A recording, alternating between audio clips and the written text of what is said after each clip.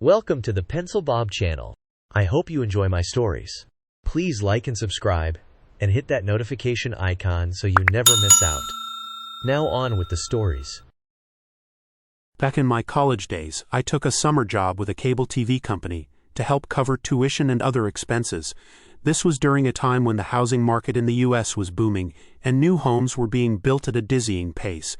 The cable company I worked for was swamped with new service requests and couldn't keep up with the demand. Their solution was to lay the cables above ground from the street to the house and promise homeowners that someone would come by later to bury them properly. Sometimes, later meant waiting as long as 6 months, which naturally left many homeowners unhappy. Our team was responsible for burying these cables. We were a small crew of 3. Me, a college student looking to make some extra money, and 2 Hispanic men who had been doing this kind of work for a while. We worked well together, and each day was a new adventure in a different neighborhood.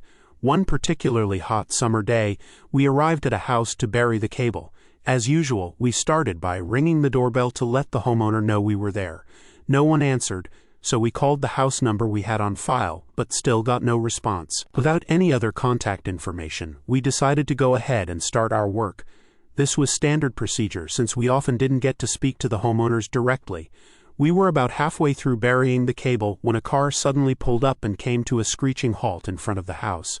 A woman jumped out of the car, looking visibly upset, and started yelling at our foreman. She was accusing him of trespassing and demanded to know what we were doing. It quickly became clear that she was making assumptions about my coworker's immigration status, and she started to berate our foreman, asking him repeatedly if he understood her. I couldn't stand by and watch this unfold. I walked over to try and calm her down. "Ma'am, I understand you. Can you please tell me what's going on?" I asked politely. She demanded to speak to the person in charge, and I pointed her back to our foreman, who was the one leading our team. This seemed to surprise her, as she had assumed he wasn't in charge. This was one of the first times I witnessed such blatant racism up close. It was jarring and unsettling. I had always appreciated Latino culture, having studied Spanish for years and enjoying the food, music, and overall vibrancy of the community. Seeing my coworkers treated so poorly was deeply offensive to me. We tried to explain who we were and showed her the work order from the cable company, clarifying that we were there to bury the cable as promised. However, she was having none of it. "Don't you dare move. I'm calling the police," she said with a tone that brooked no argument. As she made her call, we contacted our supervisor at the cable company to inform them of the situation. We decided to take a break while we waited for the police to arrive. A short while later, a police officer showed up. I approached him and explained what we were doing, showing him the work order. He looked it over and then turned to the woman, asking if the address on the work order was correct. She snatched the paper from my hand, looked at it, and grudgingly confirmed that it was indeed her address. The officer then asked if it would be all right for us to finish the job. We offered to come back another time if it was inconvenient, trying to be as accommodating as possible. Just as we were discussing this, another car sped up the street and came to an abrupt halt. A man, presumably her husband, jumped out and started yelling as well. The officer had to step in to calm things down, explaining that we were contractors from the cable company and just doing our job. After some more back and forth, the homeowners reluctantly agreed to let us finish burying the cable, though they made it clear they would be watching us from inside their air-conditioned house. Sure enough, we could see them peeking through the windows as we got back to work. The police officer left, and we resumed our task, maintaining our professionalism despite the tension. There was one challenge. We had to go through a flower bed to bury the cable. This was before smartphones were common, so we couldn't take before and after pictures to document our work. We carefully dug up just enough space to bury the cable, making sure to replace all the wood chips and leave the area as undisturbed as possible. We took pride in our work and wanted to make sure we did a good job. As we were finishing up, a representative from the cable company arrived. The homeowner came out and immediately started pointing out what she claimed was irreparable damage to her lawn and flower bed. The rep took a look and noted that we had actually pulled some weeds in the process, which didn't seem to appease her. She grew even more agitated, demanding a discount on her cable service. The cable company representative was prepared for this. He showed her the contract, which clearly stated that the company would send out a contractor to bury the cable but did not specify an exact timeline. He explained that due to the housing boom and the high volume of new installations, there had been delays. He also pointed out that many of her neighbors still had their cables above ground, waiting to be buried. After we finished the job, the representative asked if there was anything else she needed. She snapped, "Just get them off my property." The rep waited for us to pack up our tools and then apologized for the homeowner's behavior. He mentioned that most people were actually happy to see us because they were tired of mowing around the unsightly cables in their yards. The rest of the day was a stark contrast to our earlier encounter. At other homes, people were friendly and grateful. They offered us cold drinks and even snacks, which made the rude treatment we had received earlier seem even more unreasonable. I hadn't thought about that particular incident in years, but it stuck with me. Finishing my education and moving on to a different career meant I didn't have to deal with such unpleasant encounters anymore. However, that experience reaffirmed my belief that everyone deserves respect, no matter what kind of work they do.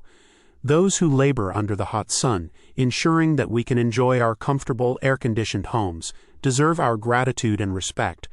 I make it a point to always show them that respect, and I hope I never forget this important lesson. If I ever do, I would deserve a good hard reminder to keep me grounded.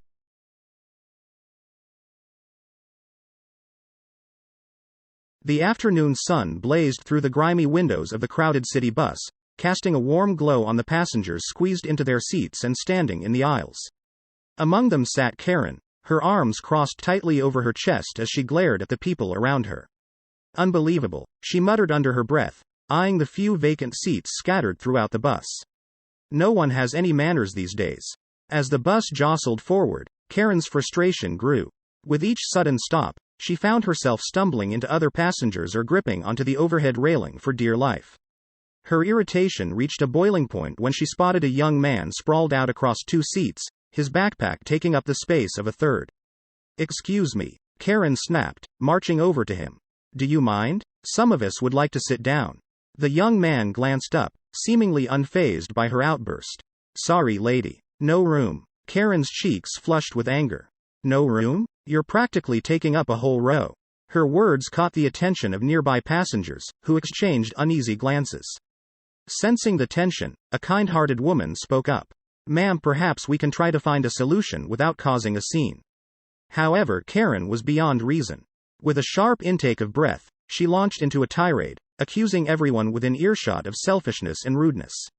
Her voice rose to a crescendo as she hurled insults left and right, her face contorted with fury. The bus fell into a stunned silence, punctuated only by Karen's increasingly shrill accusations. Passengers exchanged uncomfortable glances, unsure of how to defuse the situation. Sensing the escalating tension, the driver glanced into the rearview mirror, concern etched into his features. "All right, that's enough," he bellowed, his voice cutting through the air like a clap of thunder. "I won't tolerate this kind of behavior on my bus." Karen's eyes widened in disbelief as the driver pulled over to the side of the road, bringing the bus to a stop. With a determined stride, he made his way down the aisle, his gaze fixed on Karen. "Ma'am, I'm going to have to ask you to leave," he said firmly, his tone brooking no argument. For a moment, Karen was speechless, her anger giving way to shock. As the reality of the situation sank in, she felt a wave of embarrassment wash over her. Without a word, she gathered her belongings and shuffled off the bus, her head hung low. As the doors closed behind her, the bus resumed its journey, the passengers exchanging relieved glances. And though Karen's outburst had caused quite a commotion, it served as a reminder to everyone on board the importance of patience and respect in the close quarters of public transit. As I sit down to write this, I'm still trying to process the shock and disappointment I felt when I received an email from our HOA board a few days ago. The contents of that message have left me reeling, and I'm struggling to comprehend the nerve of the people behind it. My husband and I thought we had stumbled upon the perfect place to call home when we purchased our house in August 2020. We were thrilled to have snagged it at an incredible price, and we felt like we were on cloud nine. As the youngest residents in our neighborhood and first-time homebuyers, we were excited to be part of a community that seemed to have friendly neighbors and a relaxed atmosphere. My husband was 27, and I was 25 at the time, and we thought we had found a great fit. Fast forward 4 years and everything has changed. We've had a new HOA board take over, And let me tell you, they are on a power trip like no other. It's like they're trying to make our lives miserable. We've always paid our dues on time, and we've never had any issues with the HOA before. But now, it seems like they're just looking for ways to nickel and dime us. The first sign of trouble came about 3 weeks ago when we received not 1, not 2, but 3 violations from the HOA. 1 was for not mulching our yard, 1 was for having our trash cans visible from the street, and 1 was for not pressure washing our driveway. The violations were dated for April 17th, but we didn't receive them until April 24th, giving us a whopping 10 days to fix each issue. The problem was we had already scheduled landscaping work to be done, and we had told the HOA that we would mulch our yard after the work was completed. They had approved our plan, but somehow they still managed to send us a violation notice. The trash can issue was even more ridiculous. We had gone out of town for 10 days, and our neighbors had kindly agreed to take our trash cans down for us so our garage wouldn't smell. We left them in front of our house, and the HOA had a problem with that. I emailed them back, explaining the situation and asking which they preferred, us leaving the cans at the curb for 10 days or putting them in front of our house. I also attached screenshots of our approved landscaping plan, highlighting the fact that they had given us permission to mulch our yard after the work was completed. I asked them why they were trying to fine us for something they had already approved. I thought that was the end of it, but boy was I wrong. Yesterday, I received an email from the HOA at 10 p.m. with a picture of our trash cans on the curb from that morning. The email said that our trash cans couldn't be out on the curb on non-trash collection days. Are you kidding me? Tuesday is the day our trash gets picked up, and we put our bins out the night before to make sure they get emptied. It's not like we're leaving them out there for weeks on end. I was furious. I immediately hopped on our HOA Facebook page and called out the entire board. I wanted to know why they were targeting us and why they were being so ridiculous. That's when I found out that I wasn't the only one who had received a citation for having their trash cans out on the curb. It seemed like everyone with the same trash service had gotten a notice. I couldn't believe it. Were they seriously trying to fine us for following the rules? I'm still trying to wrap my head around the whole situation. It's like the HOA board is trying to make our lives difficult. They're not even trying to hide it. They're just sending out random violations, hoping to catch people off guard. It's like they're on some kind of power trip, and they're not going to stop until they've sucked every last penny out of us. I'm so frustrated. I feel like we're being bullied by our own HOA. We're not trying to break any rules or cause any trouble. We just want to live in our house and enjoy our community. But it seems like the HOA board is determined to make that impossible. I don't know what the future holds, but I do know one thing. I'm not going to take this lying down. I'm going to fight every single one of these violations, and I'm going to make sure that the HOA board knows that they can't push us around. We're not going to be intimidated by their threats and their fines. We're going to stand up for ourselves and for our community. It's time for the HOA board to realize that they're not above the law, and they're not above accountability. The situation has escalated since then. Just a few days after the trash can incident, we got another email from the HOA. This time, they were complaining about the color of our front door. Apparently, the shade of blue we had painted it wasn't in harmony with the community aesthetic. This was news to us because we had picked the color from the approved palette provided by the HOA when we first moved in. I sent them another email with the original documents and the color swatch attached, asking for an explanation. No response. Instead, we received a formal letter threatening to fine us if we didn't repaint the door within 14 days. By now, I was livid. The audacity of these people. My husband and I decided to attend the next HOA meeting to confront the board in person. When we arrived, it was clear that we weren't the only ones unhappy with the new regime. The room was packed with disgruntled homeowners, all with similar stories of arbitrary violations and unresponsive board members. When it was our turn to speak, I laid out our case, complete with emails, photos, and documents. The board members just sat there, stone-faced, and then proceeded to tell us that they would take our concerns under advisement. It felt like we were talking to a brick wall. The president of the HOA, a woman named Karen, of course, seemed particularly uninterested in resolving any of the issues. She kept repeating that they were just enforcing the rules for the good of the community. I pointed out that the rules seemed to change based on their whims, and that this new level of scrutiny was driving everyone crazy. Karen just smirked and moved on to the next agenda item. A few days later, we received another letter. This time, it was about our backyard fence. They claimed it was too high and didn't comply with the HOA regulations. Never mind that the fence had been there since we bought the house and had passed inspection multiple times. They gave us 30 days to lower the fence or face daily fines. At this point, my husband and I were seriously considering getting a lawyer involved. It was clear that the HOA was not interested in fair enforcement of the rules, but rather in making an example out of us. Maybe because we were young, maybe because we were new, or maybe just because they could. We spent the next weekend documenting everything. Every email, every letter, every photo. We even talked to our neighbors and gathered statements from them about their own experiences with the HOA. It was reassuring to know we weren't alone, but it was also disheartening to see how many people were affected by this nonsense. In the midst of all this, we received yet another violation notice. This time, it was about the height of our grass. They claimed it was over the maximum allowable height and demanded we mow it within 48 hours. This was the last straw for me. We had just mowed the lawn the previous weekend, and it was nowhere near overgrown. I took a ruler out to the yard, measured the grass, and took photos with timestamps. It was well within the acceptable range. I emailed the board with the photos and asked for a retraction of the violation. Their response? Another form letter stating that they would review our case and get back to us within 30 days. It was like they were trying to drown us in bureaucracy. Meanwhile, the tension in our neighborhood was palpable. We started hearing about more and more people getting violation notices for the most absurd things. A garden gnome that was too whimsical. A car parked slightly askew in a driveway. Holiday decorations left up one day too long. It was like living in some twisted version of a suburban dystopia. One evening, I was chatting with our next-door neighbor, Sarah, who had also been targeted by the HOA. She suggested we start a petition to remove the current board. It seemed like a long shot, but at this point, we were willing to try anything. We spent the next few weeks going door to door, talking to our neighbors, and gathering signatures.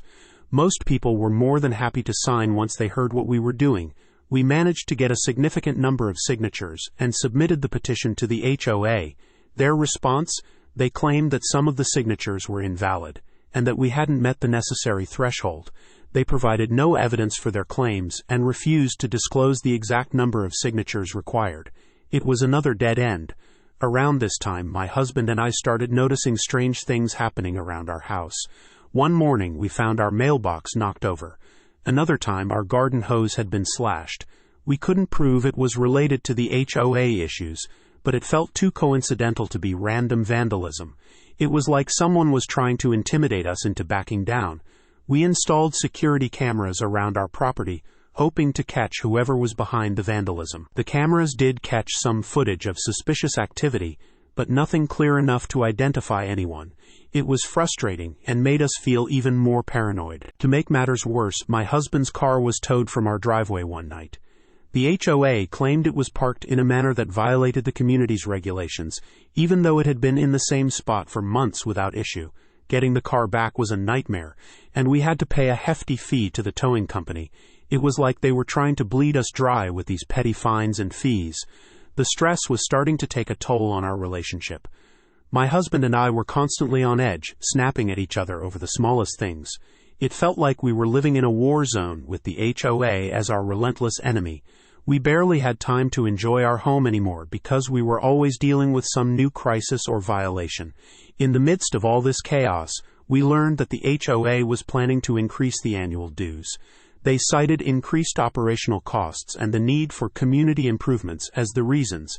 This was the final insult. They were making our lives miserable, and then expecting us to pay even more for the privilege. We attended the meeting where the dues increase was to be voted on, hoping to at least voice our opposition. The room was packed and tensions were high. As the discussion dragged on, it became clear that the board had already made up their minds. They weren't interested in hearing from the residents, they were just going through the motions. When it was our turn to speak, I laid out all the issues we had been facing and questioned why we should pay more when the HOA was doing such a terrible job. Karen, the board president, dismissed my concerns with a condescending smile and a patronizing remark about how change is always difficult. The dues increase passed, of course. It felt like a slap in the face. We had fought so hard and gotten nowhere. It was like the HOA had all the power, and we were just helpless pawns in their game. As the months went on, the violations kept coming. We got notices for things that were completely out of our control. like leaves falling from a tree onto our driveway or a bird nesting in our eaves. It was absurd. We tried to keep up with everything, but it was exhausting and expensive. One particularly infuriating incident involved a Halloween decoration. We had put up a few tasteful decorations, nothing too over the top, just some pumpkins and a few spider webs. The next day, we received a violation notice stating that our decorations were inappropriate and offensive. Offensive to whom? We had no idea. It seemed like the HOA was just inventing reasons to fine us at this point. I decided to take a different approach and reached out to a local news station. I thought that maybe if we got some media attention, the HOA would back off.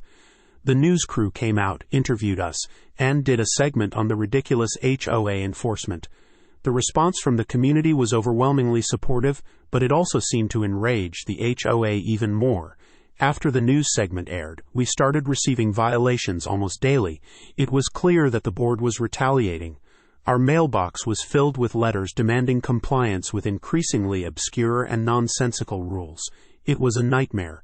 At one point, we decided to consult with a lawyer to see if there was any legal recourse. The lawyer was sympathetic, but explained that fighting an HOA in court could be a long and expensive process with no guarantee of success.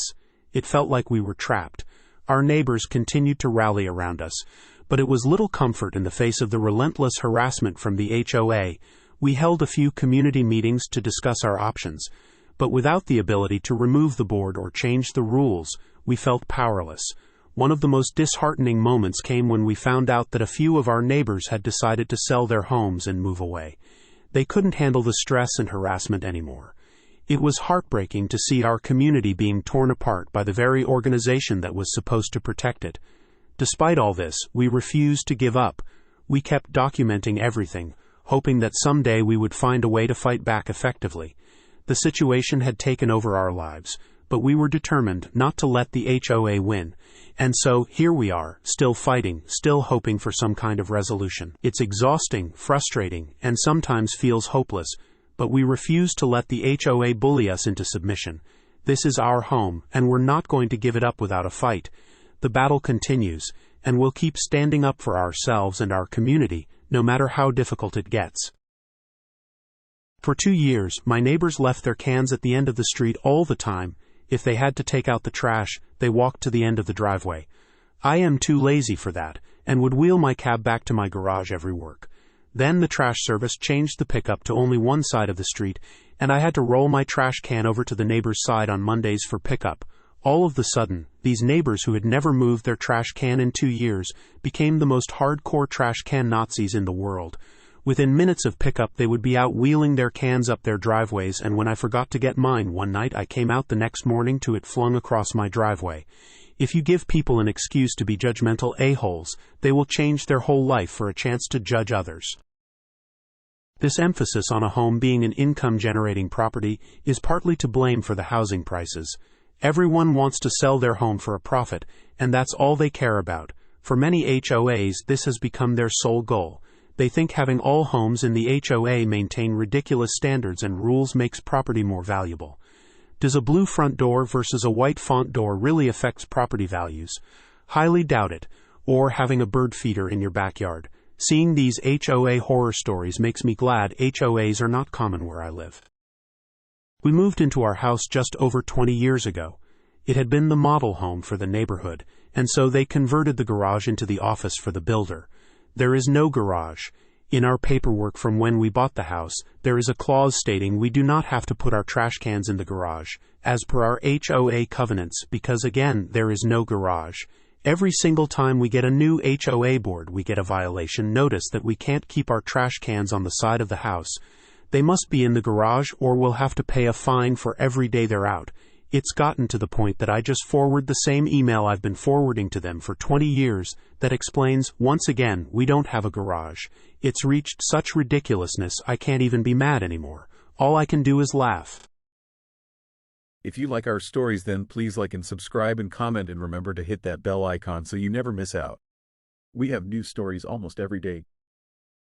In the dimly lit waiting room of Dr. Thompson's medical practice, time seemed to stretch endlessly.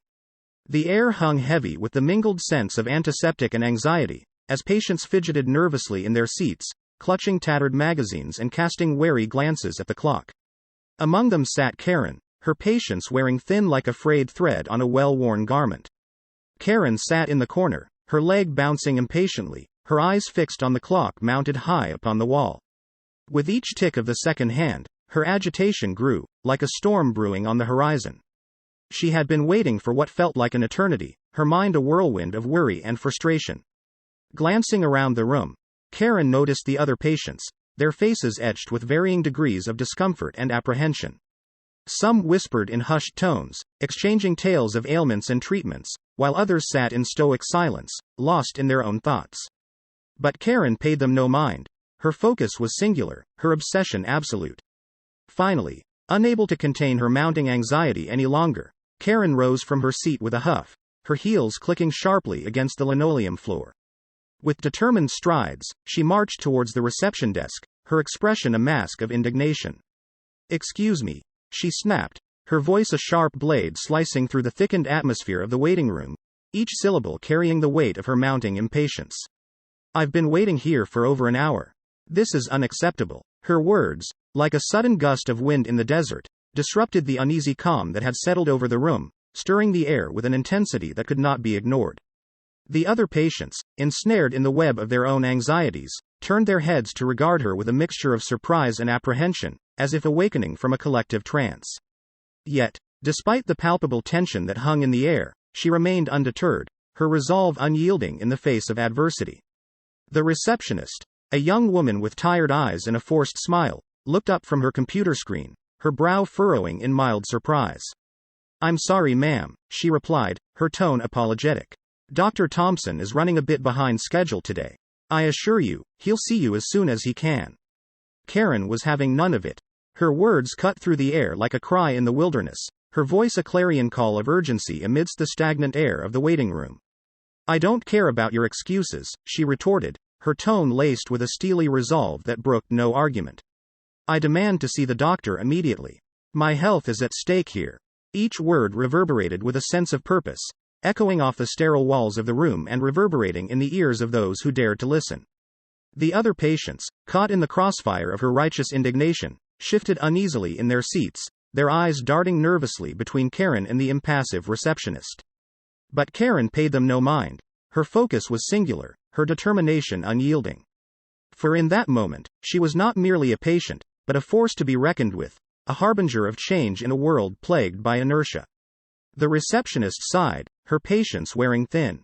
"I understand your concern, ma'am, but there are other patients ahead of you who also need to be seen." Karen would not be swayed. With a stubbornness born of desperation, she pounded her fist against the countertop, causing a nearby stack of forms to topple to the floor. "I don't care about them," she declared, her voice trembling with righteous fury. "I need to see the doctor now." As Karen's outburst reverberated through the waiting room, the other patients looked on in a mixture of shock and discomfort. Some shifted uncomfortably in their seats, while others exchanged uneasy glances, unsure of how to react. However, Karen paid them no mind. Her focus was singular, her determination unyielding. Meanwhile, behind the closed door of his office, Dr. Thompson sat at his desk, his brow furrowed in concern as he reviewed the medical charts spread out before him. He was acutely aware of the commotion brewing in the waiting room, the raised voices and clattering footsteps echoing through the thin walls. Sighing heavily, Dr. Thompson pushed himself away from his desk and rose to his feet, his lab coat rustling softly as he moved. With a sense of resignation, he made his way to the door, steeling himself for the confrontation that awaited him on the other side. As he stepped into the waiting room, Dr. Thompson was met with a scene of chaos and confusion. Karen stood at the center of the room, her face flushed with anger, while the other patients looked on in varying degrees of shock and dismay. "Karen," Dr. Thompson said, his voice calm but firm. "What seems to be the problem?" Karen turned to face him, her eyes blazing with intensity. "I've been waiting here for over an hour," she exclaimed, her voice trembling with emotion. "I demand to see you immediately. My health is at stake." Dr. Thompson sighed, his shoulders sagging with exhaustion. "I understand your concern, Karen, but you need to understand that there are other patients ahead of you who also need my attention." Karen would not be deterred. With a steely resolve, she fixed Dr. Thompson with a withering glare. "I don't care about them," she declared. "I need to see you now." Dr. Thompson pinched the bridge of his nose wearily, his patience wearing thin. "Karen, please," he said, his voice tinged with exasperation. "I'll see you as soon as I can, but you need to wait your turn like everyone else." Karen's departure from the waiting room echoed with the solemnity of a decision made in the heat of battle, each step a testament to her unwavering resolve. With a defiant toss of her head, she turned on her heel, her movements imbued with a sense of purpose that bordered on the prophetic. As she stormed out, the air crackled with the intensity of her departure, leaving behind a wake of uncertainty and disquiet. The other patients, like voyeurs to an unfolding drama, watched in silent astonishment, their faces betraying a mixture of awe and apprehension. Yet, amidst the turmoil, Karen remained steadfast, her determination a beacon of defiance in a sea of conformity. And as she disappeared through the threshold, her absence lingered like a specter, a reminder of the turbulent currents that flowed beneath the surface of the seemingly mundane. As the door slammed shut behind her, the other patients exchanged uneasy glances, unsure of what to make of the spectacle they had just witnessed. But Dr. Thompson simply shook his head wearily, resigned to the fact that some battles were not worth fighting. And so, amidst the quiet hum of fluorescent lights and the soft murmur of whispered conversations, the waiting room returned to its previous state of uneasy calm, the incident already fading into the recesses of memory. But for Karen, the echoes of her outburst would linger long after she had left the confines of Dr. Thompson's office, a stark reminder of the fragility of patience and the consequences of unchecked hysteria.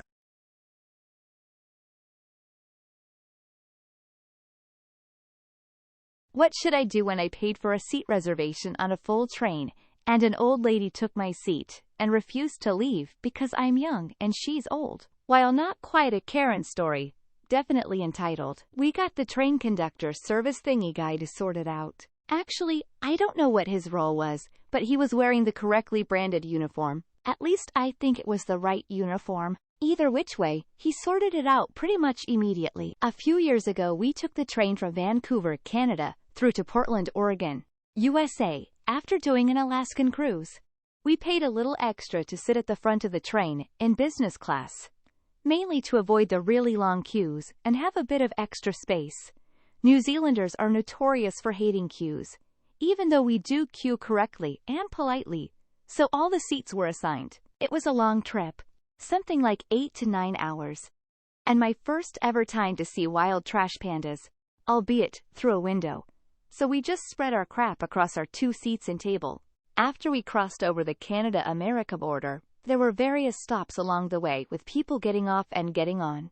The train usually stopped for 15 minutes or so, and Carl and I took the chances to wander around, and even duck outside for a few minutes. After one of the stops, we came back to our assigned seating to find an old couple ensconced in our seats. They'd gathered up all of our stuff and just dumped it on someone else's seat and table. The people who were supposed to sit there were looking around with confusion while holding up our crap. Just spare stuff and snacks. I always took the expensive stuff with me. We nabbed our stuff back, and apologized to the people whose area had been cluttered up, and approached the old couple. We explained that the seats were assigned, and that they'd taken our places. The old couple weren't having it. They told us nothing was assigned, and if we hadn't wanted them to take the spot, we should have stayed in our seats. I was lectured that you couldn't bagsy seats by leaving stuff on them. They were settling in for a fight. I could tell. I've mentioned before, you can't win a fight with aged folk. If you win, you just beat up old folk. If they win, you just got your ass kicked by aged folk. It's a losing proposition. I assessed the situation and assigned it a score of F that, and just went to the guy who was sporting the train branding on his shirt, and explained the situation. He took our tickets immediately and approached the old couple. Rather than get up in the aged folks' faces, we just hung back at the back of the carriage, while the conductor, ticket guy, train dude sorted it out. Voices got raised, and bad reviews were threatened, but the train dude was adamant. The couple had to take their assigned seats. He even explained to them that there were a few unassigned single seats in business class, and he could arrange to get them assigned if they were willing to pay the difference. No dice. In the end, he had to escort them out of the carriage altogether. They'd jumped into business class, but refused to pay for the upgrade. They seemed to be under the impression that yelling and arguing would get them what they wanted, or even explaining that they were old, and that the seats were more comfortable here. It didn't.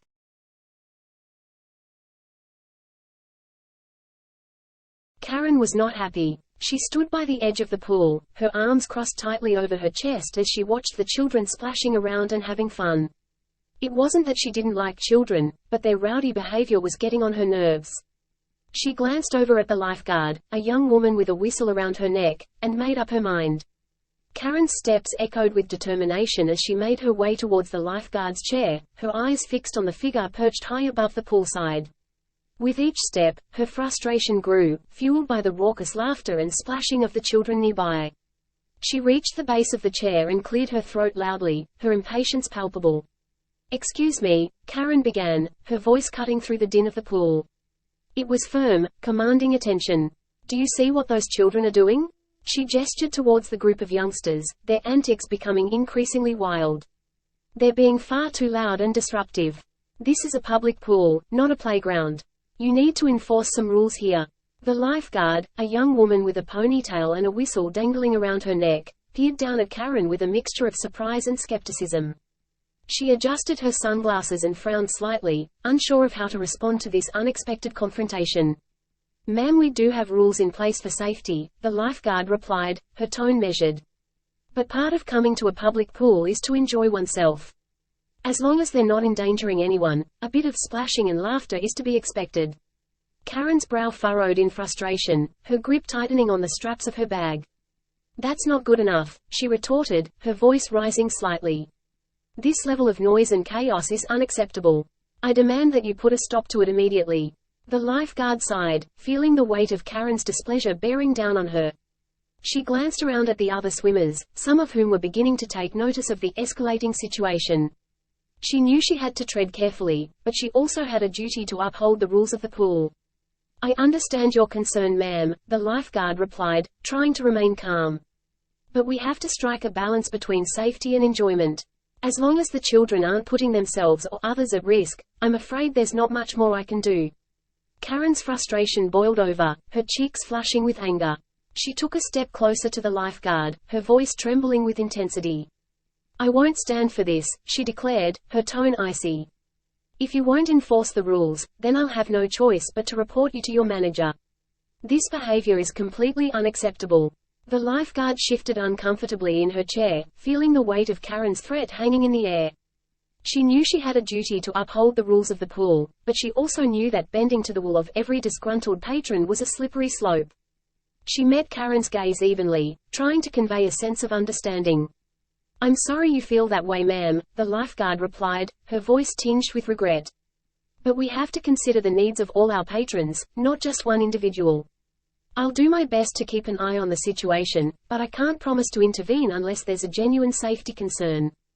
Karen's jaw tightened in frustration, her eyes flashing with indignation. She opened her mouth to retort, but before she could speak, a loud splash interrupted her train of thought. She turned to see one of the children, a small boy with a mischievous grin, cannonballing into the pool with a mighty splash. With a frustrated huff, Karen turned back to the lifeguard, her resolve hardening. "This is unacceptable," she repeated, her voice dripping with disdain. "I'll be speaking to your manager about this. You haven't heard the last of me." And with that, she turned on her heel and prepared to storm off, leaving the lifeguard to grapple with the fallout of their encounter. The lifeguard exhaled deeply, her demeanor composed as she sought to diffuse the escalating tension. "Ma'am, I understand your concerns, but our primary responsibility is ensuring the safety of all patrons. We can't accommodate every personal preference without compromising safety standards." Karen's frustration bubbled over, her protests intensifying with each word. Her voice reverberated through the pool area, drawing attention from other swimmers. A ripple of disapproval spread among the onlookers, some exchanging uneasy glances as the situation unfolded. Frustrated and feeling unheard, Karen's temper flared. Without warning, she lunged forward, attempting to push the lifeguard into the pool.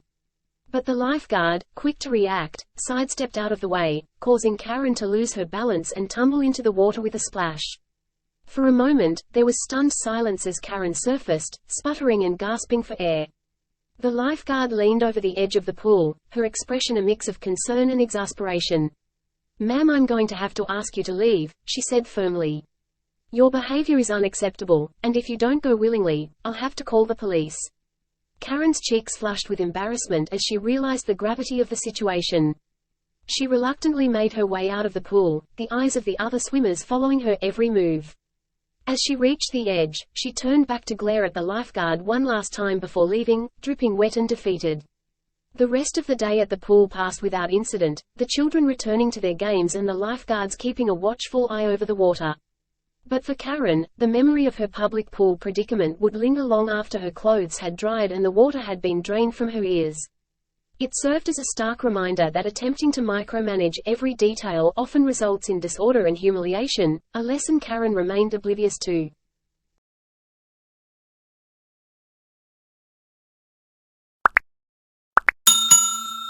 I would like to thank you for watching the video to the end. To encourage us to make more videos, please like, subscribe, comment, as well as share. Check out this other video if you haven't already.